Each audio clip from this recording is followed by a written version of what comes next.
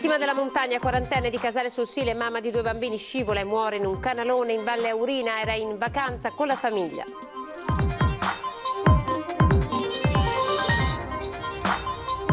Il presidente del Veneto sente il ministro dell'Interno la data delle elezioni, 20 e 21 settembre, scuole aperte la settimana prima e sull'autonomia, botta e risposta tra Zaia e Meloni. Presentata dalla Regione la nuova delibera che riorganizza e potenzia la sanità, con 100 milioni del decreto rilancio previsti nuovi posti di lavoro, almeno 1000 letti intelligenti. Perquisizioni e sequestri in case, studi di pratiche autoconcessionarie, scoperta una frode dell'auto di lusso per evadere l'IVA, al vertice dell'organizzazione un 56enne. Treviso si prepara a dare venerdì l'addio ad Aldo Tognana. Remo Mosole, l'altra anima di quel grande evento, racconta come l'imprenditore riuscì a portare a Treviso i mondiali di ciclismo nell'85. Riaperte dopo 3 mesi le poste di San Liberale, il sollievo dei residenti che più volte avevano denunciato il grave disagio, rimangono 2 gli uffici ancora chiusi a Mogliano e San Zenone. 7 uova di cigno reale recuperate in un canale di Motta di Livenza, fatte schiudere i pulcini aiutati a crescere dai fratellini maggiori delle oche.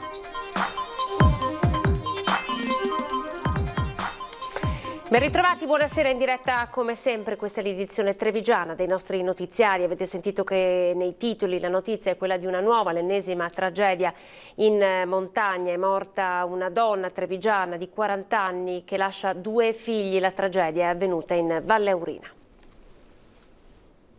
Elisa è una donna meravigliosa, era una ragazza con un cuore immenso. A Casale è arrivata da poche ore la notizia che nessuno avrebbe voluto ricevere, quella della morte della quarantenne Elisa Montagnucci, mamma di 2 bimbi di 8 e 10 anni, ritrovata senza vita dopo una caduta di diversi metri durante un'escursione in Valle Aurina, in Alto Adige, dove si trovava in vacanza con i figli e il marito Fabio Boscolo, 42 anni, titolare del negozio di attrezzature per la pesca Big Fish di Preganziol.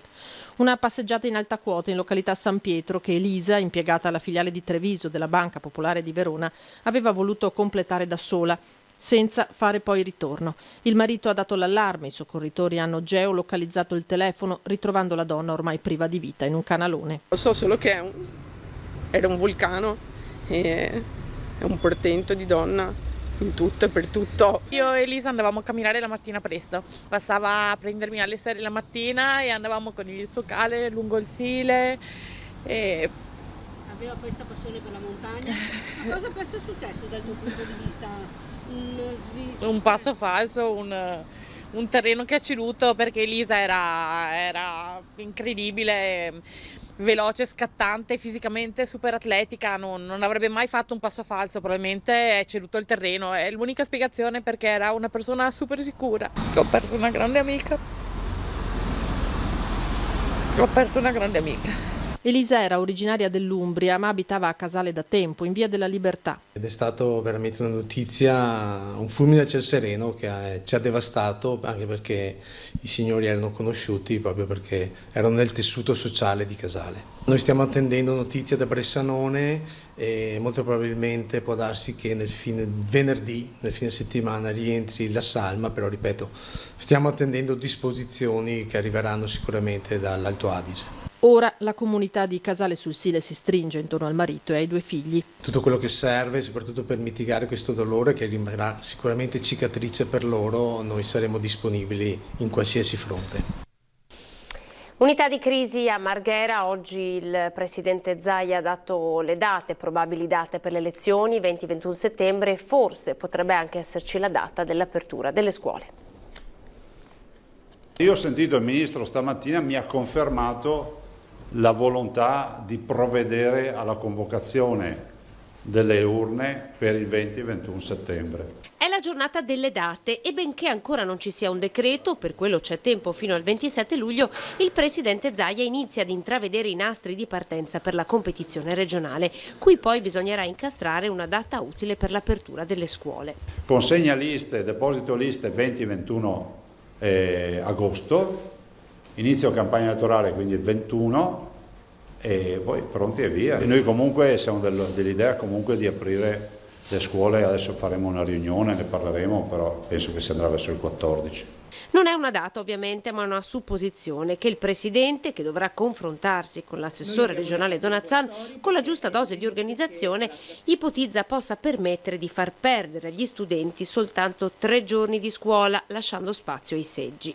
Prendono in carico la scuola il sabato, allestimento seggi, domenica e lunedì si vota, martedì si dovrebbe sanificare, mercoledì aprire. Questo è il programma che immagino si possa mettere in piedi. Capitolo Giorgia Meloni, che provocatoriamente questa mattina ha espresso la sua contrarietà nei confronti delle affermazioni del presidente Zaia, che ha ricordato agli alleati che hanno confermato l'appoggio alla sua candidatura alle regionali l'impegno per l'autonomia.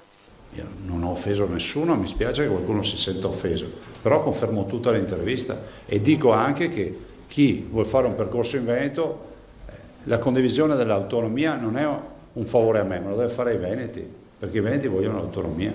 Tanto è vero che, se non ricordo male, nell'intervista ho detto: guardate che Fratelli d'Italia in Veneto ha votato l'autonomia. Forse non bisognerebbe leggere solo i titoli degli articoli. La leader di Fratelli d'Italia attacca: impegno per l'autonomia sì, ma in cambio quello per il presidenzialismo. Io non c'ho nulla contro il presidenzialismo. Guarda, io sono sempre stato eletto con il nome scritto, figuratevi. Penso che tutto quello che sia eleggibile da parte del popolo vada bene. Nell'incontro di oggi anche la grande notizia legata alla riforma della sanità che vedrà nuove assunzioni, ma anche la creazione di nuove figure. È una delibera epocale per il Veneto, è una delibera che si è potuto costruire semplicemente per un motivo: per l'esperienza. È la sublimazione di un servizio, di un percorso che abbiamo fatto. Però è una delibera che ci permette ancora più di dire: se tornasse il coronavirus siamo ancora più performanti. La nuova delibera è stata presentata durante il consueto punto stampa del presidente Zaia e apporta nuovi cambiamenti. Ci saranno 100 milioni in più. Cresce, si potenzia, risponde anche da quello che è stato l'esperienza che è maturata, quindi potenziamento della rete ospedaliera, terapie intensive, semi-intensiva, differenziazione dei percorsi di triage all'interno dei pronto soccorsi, e poi si potenzia per quanto riguarda la parte territoriale, di collegamento tra il territorio e la parte sanitaria. Previste anche nuove assunzioni. Si cerca personale, il grande problema sarà quello del personale, soprattutto del fatto che alcune figure come gli infermieri rischiamo di toglierle dal territorio per l'ospedale o il contrario, quindi dovremo avere molta attenzione ed essere molto delicati in questa operazione. In ambito ospedaliero ci sarà un intervento modulabile nei pronto soccorsi, con posizionamento di tende mobili per affrontare l'emergenza e potenziamento dei SUEM. Nasce poi l'infermiere di famiglia per l'assistenza domiciliare. Le assunzioni saranno 441. Confermate fino al 31 dicembre le USCA, 51 in Veneto, nate in piena emergenza come supporto. In ambito privato invece importanti novità per le RSA su 3 livelli. Un capitolo a parte è quello legato ai centri residenziali e alle RSA per anziani, in cui prevediamo appunto la figura del direttore sanitario, che andrà ad affiancare la figura del medico curante e del medico coordinatore, e che dovrà quindi aumentare quella che è anche la qualità, ma anche l'assistenza in queste strutture che hanno un carico assistenziale molto importante oggi. È prevista insomma una struttura qualora, si spera di no, ma qualora dovesse tornare una pandemia? Sì, il terzo livello prevede, nell'ipotesi che ci fosse una recrudescenza e quindi con numeri importanti, anche di individuare una struttura dedicata, un po' come è successo per gli ospedali, proprio per permettere un'assistenza ancora maggiore all'interno di questi centri e di queste strutture. In attesa dell'autopsia sul corpo e dei funerali di Evelina Federigo, la quarantenne postina morta a Montebelluna nei giorni scorsi in un incidente stradale, è partita una gara di solidarietà tra colleghi della donna. Tanti gli attestati di affetto alla famiglia. Per l'incidente, come vi abbiamo riferito ieri sera, risulta indagato il 54enne Erminio Boffa, marito di Sabrina Benetton, figlia di Gilberto, che la scorsa settimana a bordo della sua Porsche Panamera si è scontrato con la Fiat Panda aziendale guidata dalla donna. Voglio esprimere ai familiari tutto il mio cordoglio, la disperazione per quanto è accaduto, ha detto Boffa in un'intervista al Gazzettino. Sono affranto per la scomparsa di quella giovane donna, ma non ho colpe. E sono fissati invece per venerdì prossimo a Sant'Antonino i funerali di Aldo Tognana, scomparso ieri nella sua casa appunto di Sant'Antonino. Tra gli eventi che sono nella storia della nostra provincia, che l'hanno visto protagonista ai mondiali di ciclismo del 1985, raccontati dall'altra anima dell'evento, il famoso notissimo Remo Mosole. Le uscite si aggirano sui 4 miliardi e mezzo e le entrate sono pressoché uguali, quindi noi dovremmo chiudere il nostro bilancio sostanzialmente in pareggio. Raccontava così Aldo Tognana nel 1985 il bilancio economico dell'avventura dei mondiali di ciclismo sulle strade della Marca. Una manifestazione che è entrata nella storia delle nostre comunità, voluta dall'industriale delle porcellane, ma anche dal grande appassionato delle due ruote, Remo Mosore. Mi è difficile definirlo la persona più brava che c'è, secondo me, nel Veneto. Aldo Tognana è una persona squisita, io sono stato 30 anni insieme sullo sport, soprattutto con i mondiali 85, era l'83, il bando è venuto fuori, io ho chiamato Igea Tognana che ora era il presidente degli industriali di Treviso, with engineer Aldo, ci candidiamo per andare a fare il mondiale, meta, io ci sto. Dopo di lui interpreto Bernini, era il presidente della regione, che è un'idea lungimirante, ma gli altri sono troppo forti.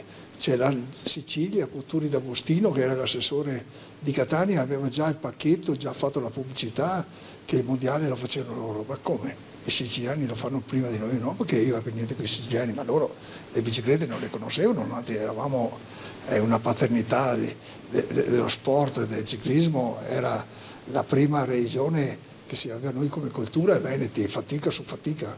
E Tognana era un moderato, lui ha fatto il presidente, io ho fatto l'amministratore delegato, e abbiamo creato nell'83 la prima finanziaria mondiale di ciclismo. Soldi spesi bene per quei mondiali, come ricordava allora Tognana. La cerimonia d'apertura, sulla quale c'erano delle perplessità iniziali, sia stata invece la più bella manifestazione che noi potevamo organizzare, perché ha avuto il consenso generale e con quello ci siamo presentati ai mondiali, è stato il nostro biglietto da visita. La magnifica idea, farsi conoscere da tutto il mondo, e i nostri vecchi sono morti tanti, ma hanno visto il mondiale sul Montello, e questa è stata la situazione. Di Aldo Tognana cosa bisognerebbe ricordare? Aldo Tognana, la sua maestria di un personaggio saggio, sempre con calma, sempre per andare d'accordo, sempre per il bene comune, e io sempre battagliero, si fa. E lui diceva, Mose, bisogna essere prudenti, misteri, cosa. Io dicevo, guarda che qua in Italia, se non decidi di fare, nessuno ti dà una mano.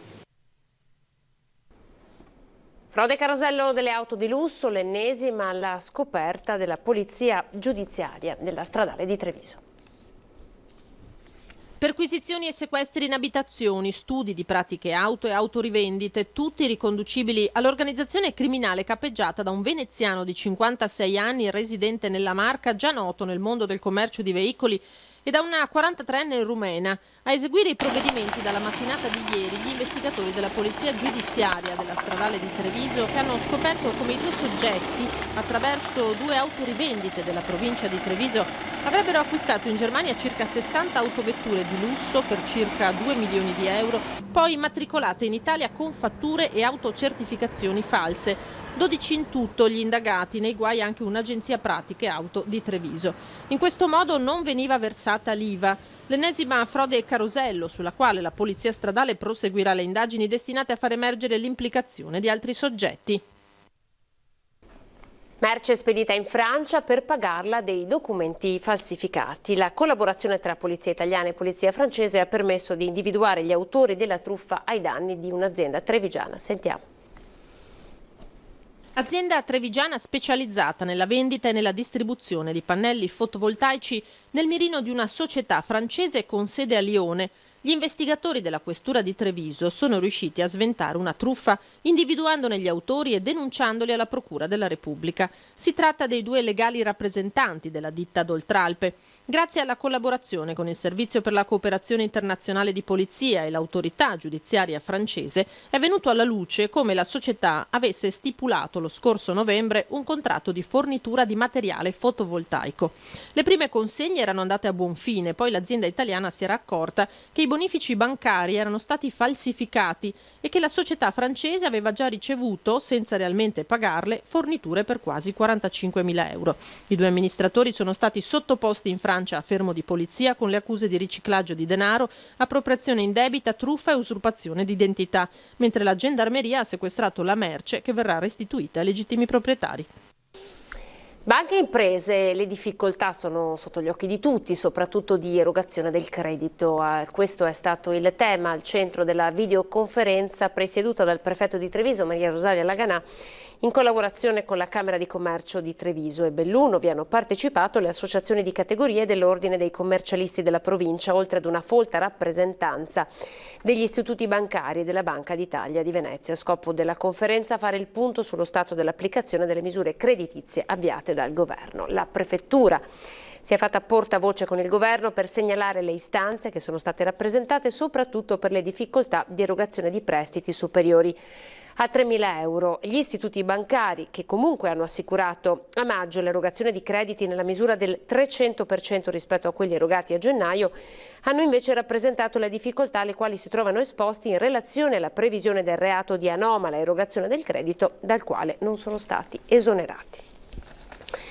E nonostante l'avvio della fase 2, il commercio trevigiano arranca ancora. Ce lo racconta Capraro e poi ci spiega, ci fa l'esempio di una piazza delle istituzioni a Treviso che è ancora vuota, colpa in parte anche dello smart working. I dati evidenziano che non siamo ripartiti. Non c'è stata la ripartenza, c'è stata la riapertura. La differenza non è solo terminologica ma sostanziale, soprattutto se si guarda ai dati diffusi da Confcommercio, con Treviso che non fa certo eccezione. Nonostante il graduale allentamento delle misure, anche il maggio è stato nero, meno 29,4% i consumi, meno 17,4% il PIL del secondo trimestre, crollo di servizi ricreativi, male ricettività, abbigliamento, mobili, spettacoli. Manca l'approccio, manca la fiducia, manca la prospettiva, mancano sicuramente anche dei soldi nelle tasche dei trevigiani, ma soprattutto manca la certezza che abbiamo imboccato una strada di ripresa e finché c'è incertezza non c'è consumo. Per la realtà trevigiana certo non aiutano lo stop alle attività dell'aeroporto Canova né l'utilizzo massiccio dello smart working. A Treviso città il caso più eclatante è quello di Piazza delle Istituzioni. L'area Piani, alla ricerca di un continuo rilancio, è stata svuotata dal lavoro agile. Lo svuotamento dello svuotamento. Oggi quella realtà, quella cittadella delle istituzioni, quell'ambito direzionale è svuotato. Lo smart working svuota. Insomma, i problemi si intrecciano e una boccata d'ossigeno potrebbe arrivare dall'annunciato taglio al cuneo fiscale. Noi dobbiamo fare in modo che al più presto i nostri collaboratori tornino a fianco a noi, non che rimangano a casa per più tempo possibile assistiti. Ennesima vittima di questo momento difficile di lockdown, andiamo a Possagno. Possagno, macabro ritrovamento nel primo pomeriggio di oggi in località San Rocco vicino alla chiesetta. Un passante che stava facendo una camminata nel parco ha visto che da una delle piante pendeva il corpo senza vita di un uomo. Si tratta di un operaio di 55 anni. Ha subito chiamato i carabinieri che a loro volta hanno allertato il SUEM 118 di Crespano. Accanto al cadavere un biglietto in cui diceva che non ce la faceva più, forse l'ennesima vittima del post-lockdown in questi giorni difficili di ripresa dopo la chiusura causa Covid-19. Il Covid-19 ha anche limitato le aperture di Poste Italiane, di vari uffici della marca trevigiana, che sono molti. A San Liberale questa chiusura ha portato notevoli disagi, poiché il quartiere è molto popoloso e ci sono molti anziani. Oggi, dopo 3 mesi, finalmente l'ufficio postale ha aperto. Siamo andati a sentire il direttore delle Poste di Treviso, ma anche gli utenti. Ci sono tanti anziani in giro e farli andare a Castagnole o a Sant'Avona era una cosa impensabile, per cui è un bene che sia stata riaperta. Anche per mia mamma e papà per prendersi la pensione ci andavano sempre in giro e sarebbe anche ora che l'hanno aperto, sono felici. Ci voleva, ma qui in questo villaggio è importante anche per gli anziani, insomma, che devono andare a prendere la pensione. Era ora. Gli anziani che hanno bisogno di di vicinanza, perché si comincia ad andare a Santa Bona e si stai fuori. Lunedì, mercoledì e venerdì dalle 8:20 alle 13:35 ha riaperto, seppure solo per 3 giorni a settimana, l'ufficio postale di San Liberale dopo più di 3 mesi.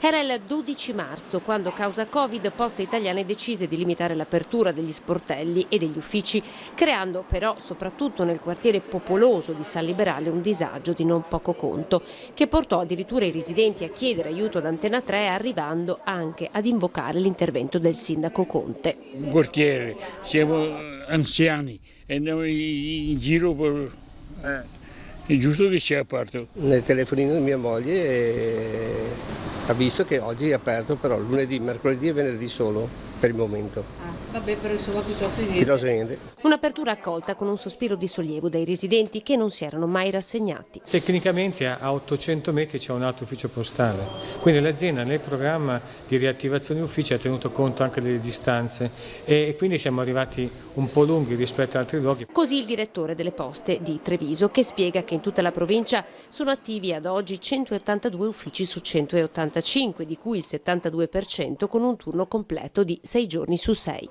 L'obiettivo è ora tornare gradualmente alla normalità. Al momento abbiamo di tutta la nostra configurazione sulla provincia soltanto 2 uffici postali chiusi, Mogliano, Succursale 1 e Careinati. E quindi tendenzialmente torneremo alla normalità progressivamente. Poste Italiane anticipa anche questo mese il pagamento delle pensioni. Da questa mattina è iniziato quello del mese di luglio. Mogliano ancora, dove continua lo scontro per lo smaltimento di rifiuti per il nuovo centro a Fusina. Vediamo. Non si placano le contestazioni in Consiglio Comunale a Mogliano contro il progetto di implementazione degli inceneritori a Fusina. Alcuni consiglieri comunali di opposizione si sono ritrovati di fronte al Comune per esprimere la totale contrarietà al progetto di Veritas. Noi siamo contrari perché il progetto che è stato presentato in Regione l'anno scorso non tiene conto delle esigenze del territorio, o meglio, è un progetto sovradimensionato che brucerà quell'inceneritore e quell'impianto, brucerà rifiuti anche che vengono da fuori bacino, brucerà probabilmente anche molti rifiuti che vengono dalla provincia di Treviso. Fra loro l'ex assessore all'ambiente Oscar Mancini. I rifiuti secondo noi devono essere ridotti e la parte residua è una parte minima che possa essere bruciata negli attuali impianti. Con queste azioni si potrebbe arrivare a produrre una quantità molto ridotta di frazione residua, evitando così la produzione di CSS e la necessità di nuovi impianti di smaltimento. Il sindaco nel frattempo ha lanciato una commissione d'indagine sull'iter dell'opera che l'opposizione ritiene inutile. Tutto è scritto e dimostrabile nella documentazione esistente, hanno detto. La replica del sindaco Davide Bortolato. Noi siamo favorevoli perché l'impianto, ahimè, è necessario. Oggi ha chiuso la centrale elettrica di Fusina che bruciava il CSS, che è la parte residua del rifiuto non riciclabile che viene trasformata appunto in combustibile, e quindi ha chiuso la centrale Enel di Fusina. Oggi il nostro CSS, quello del nostro bacino, e quindi tutta la provincia di Venezia, la città metropolitana di Venezia più il comune di Mogliano, viene portato fuori regione, viene portato in Lombardia con costi altissimi, quindi l'alternativa era quella di alzare la bolletta ai cittadini e noi non vogliamo. Vogliamo comunque continuare assolutamente nella strada del riciclo, vogliamo raggiungere, andare verso il riciclo totale e ridurre questa parte residuale che rimane di rifiuti. L'altra alternativa era quella di aprire una discarica, ma anche qui la nostra zona in particolare ha già dato. Pochi secondi di pubblicità e poi ancora con le notizie.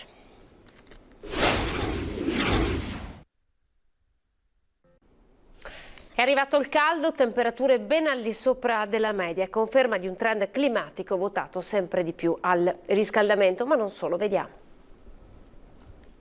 3 mesi chiusi in casa, 3 mesi con temperature quasi estive, poche nubi e pioggia quasi nulla. Finito il periodo di lockdown, nemmeno farlo apposta abbiamo subito avuto un peggioramento del clima, a cominciare da giugno, un mese instabile, con delle piogge intense che hanno portato a danni in alcune zone per gli allagamenti e la grandine. A partire da sabato prossimo le temperature nei prossimi giorni saranno roventi con incrementi repentini. Attenzione poi anche agli eventi estremi, altro aspetto direttamente collegato al grande caldo e di sicuro di interesse non minoritario.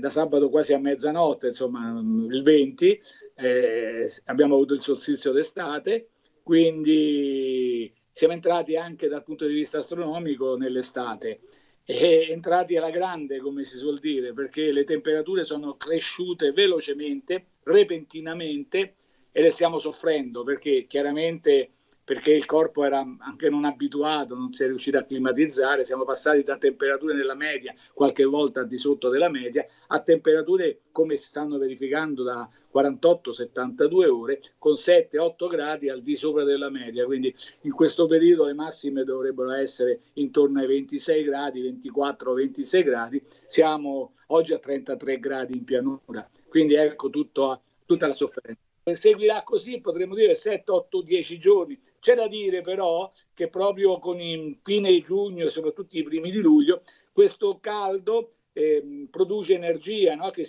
resta sospesa su di noi, e quindi ci sarà possibilità, ci sono gli elementi, ci saranno gli elementi necessari per dar vita anche a fenomeni intensi, quindi una volta che questo calore si accumula e si sta accumulando e poi arriverà un piccolo impulso di aria fresca, avremo temporali. E ora guardate questi pulcini di cigno come sono venuti al mondo in un modo decisamente singolare, anche grazie ai loro fratellini delle oche. Salvati dalle acque ancor prima di nascere. È la singolare vicenda di questi piccoli pulcini di cigno reale, nati pochi giorni fa all'Ose di Fagagna, in provincia di Udine. Natali che i piccoli non avrebbero mai visto se non fosse stato per un intervento provvidenziale. Le uova che li contenevano, infatti, pronte ad essere covate da mamma cigno, ai primi di aprile erano adagiate in un canale di irrigazione della campagna di Mota di Livenza. Canale però che con l'imminente apertura delle paratie sarebbe stato invaso dall'onda di pieno dell'acqua, spazzando via il prezioso tesoro. Fortunatamente l'operatore del consorzio di bonifica, avvistato il nido e compreso il rischio, appena prima di compiere la manovra ha avvertito gli uomini del centro di recupero fauna selvatica della provincia di Treviso, il cui intervento è stato immediato e salvifico. Non potendo semplicemente spostare neanche di pochi metri il nido, operazione che avrebbe messo a repentaglio una normale cova e schiusa, le uova sono state rapidamente trasferite all'Osei Quadris di Fagagna e messe all'interno di un'apposita incubatrice. Il maggio seguente 7 delle 8 uova complessive si sono finalmente schiuse e i pulcini di cigno sono stati affiancati ad altri pulcini di oca, per loro come dei fratelli maggiori, che li hanno guidati alle mangiatoie e dal laghetto, dove hanno imparato a sguazzare nell'ambiente naturale seppur protetto dell'Osi e dove rimarranno fino alla comparsa del piumaggio. Con le ali potranno spiccare il volo ed abbracciare così la completa libertà.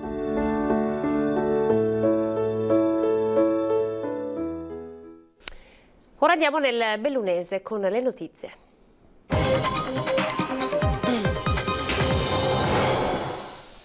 In apertura la giornata calda di lavoratori, ma non solo, di Dolomiti Bus. L'80% è in cassa integrazione, a rischio la sostenibilità del servizio. Vediamo. La situazione è molto grave. Se noi riaprissimo domani mattina al 100% le corse, perderemmo circa 500.000 euro al mese, per cui non sarebbe sostenibile, non si sa per quanto, entro qualche mese probabilmente i servizi sarebbero ridotti di nuovo allo 0%. La realtà nuda e cruda è stata messa letteralmente in piazza dal presidente di Dolomiti Bus Andrea Biasiotto nel giorno in cui i sindaci del territorio, sindacati e lavoratori hanno consegnato al prefetto un documento unitario in cui si chiedono stanziamenti straordinari, soprattutto l'esecutivo nazionale. Che il trasporto pubblico locale sia stato messo in ginocchio dal Covid-19 non è una novità, ma in montagna, dove spesso si lavora in perdita per la logica dei numeri, la situazione è divenuta ingestibile. Senza queste risorse non c'è la possibilità di riattivare il servizio al 100% e ad essere penalizzate sono le zone più deboli della provincia, quelle in cui anche un unico cittadino non è economicamente sostenibile. Noi pensiamo che il diritto alla mobilità invece vada garantito a tutti e per tutti. Tutti quindi, nessuno escluso, ma al momento la situazione più precaria è quella dei conducenti e del personale Dolomiti Bus. Nei giorni scorsi noi abbiamo fatto degli incontri con l'azienda che ci ha chiesto di poter continuare con l'utilizzo degli ammortizzatori sociali. Abbiamo circa un 80% di lavoratori che ad oggi sono ancora con gli ammortizzatori in cassa integrazione. Nel frattempo, a luglio, spiegano dalla provincia, partirà l'orario estivo, il che dovrebbe garantire il 60% del servizio erogato in era pre-Covid. Il tutto in attesa di settembre con il ritorno a scuola, altro banco di prova per Dolomiti Bus e il trasporto all'ombra delle Dolomiti. Sulla nuova legge regionale in materia di derivazioni idroelettriche si apre un nuovo fronte caldo tra Regione e Provincia di Belluno. La nuova legge obbliga infatti i titolari di grandi derivazioni idroelettriche di fornire ogni anno a titolo gratuito alla Regione 220 kWh di energia elettrica per ogni kilowatt di potenza nominale media di concessione. La Provincia di Belluno, con il presidente Padrin, però non ci sta e chiede che le risorse restino sul territorio e che il 100% delle quote di energia siano destinate direttamente a Palazzo Piloni, quindi all'ente provincia. E questo, dice Padrin, in nome della specificità riconosciuta dallo Statuto regionale del Veneto. E sempre a Padrin diamo la parola perché un anno fa l'assegnazione delle Olimpiadi a Cortina, oggi il nuovo grazie di Zaia che ritorna sulle emozioni di giugno 2019. Si torna a parlare di Olimpiadi 2026 con il finanziamento cospicuo che è arrivato dallo Stato di 1 miliardo di euro per le opere complementari, quindi parliamo di strade e ferrovia.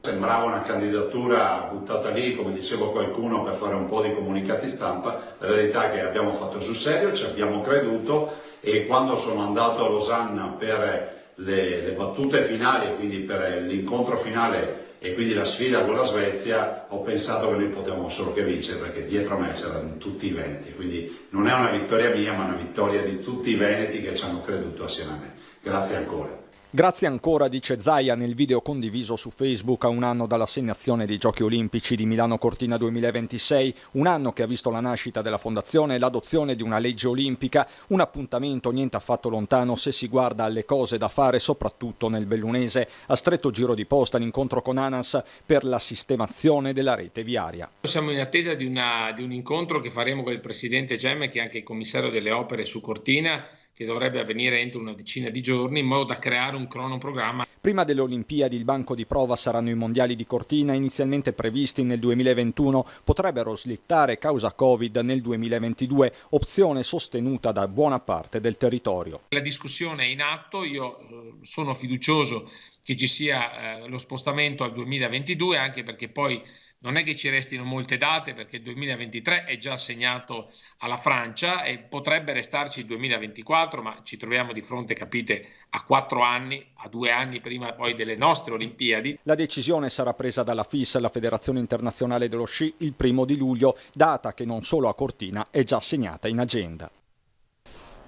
Eliminare le distanze e abbattere il senso di solitudine, abbracciare seppur virtualmente i propri cari. Sono tanti i motivi che hanno spinto Confindustria Belluno Dolomiti a donare 30 tablet alle case di riposo del territorio grazie ai fondi raccolti tra imprenditori associati che già hanno permesso di acquistare 2 letti di terapia intensiva e 4 defibrillatori di ultima generazione. A questi dunque si aggiungono 30 tablet. I dispositivi saranno consegnati dai volontari della Protezione Civile con il coordinamento della provincia. Tutte le donazioni sono state concordate con autorità sanitarie, istituzioni e prefettura, ha spiegato la numero 1 di Confindustria Lorraine Berton. Fin dall'inizio dell'emergenza ci siamo messi a disposizione del territorio e il nostro impegno in questo senso continua.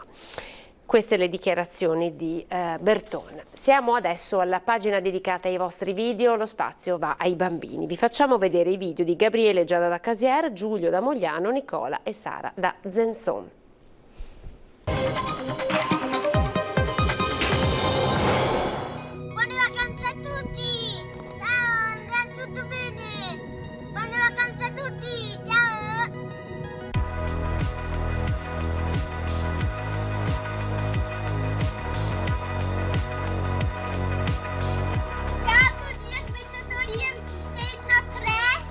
Oggi faremo un bel tuffo a casa della nonna, finalmente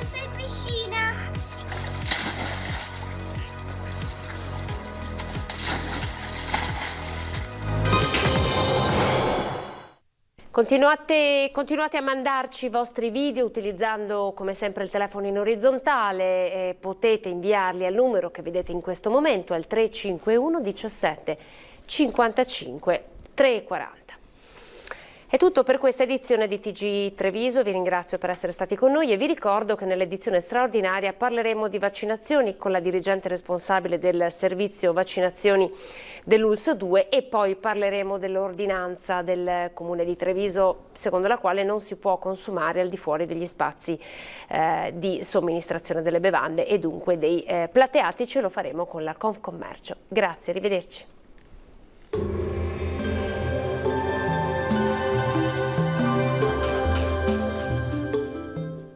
Pizza e bruschetta Enzo da Ross, totalmente artigianali, non surgelate, senza conservanti e del nostro territorio, nei migliori supermercati.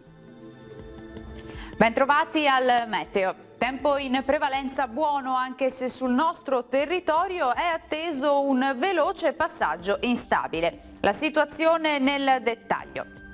Sul Veneto al mattino sarà soleggiato con cielo sereno o al massimo poco nuvoloso.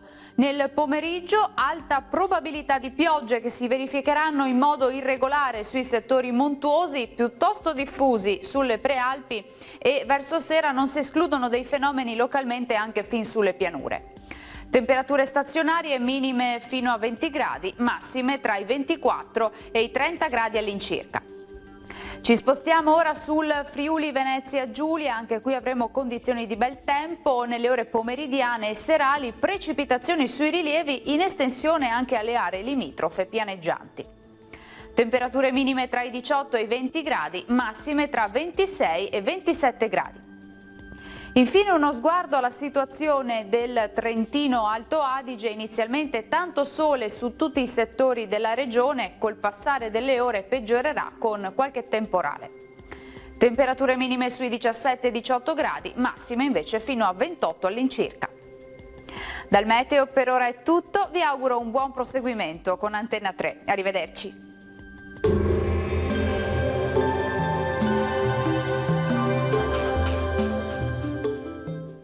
Pizza e bruschetta Enzo da Ross, totalmente artigianali, non surgelate, senza conservanti e del nostro territorio, nei migliori supermercati.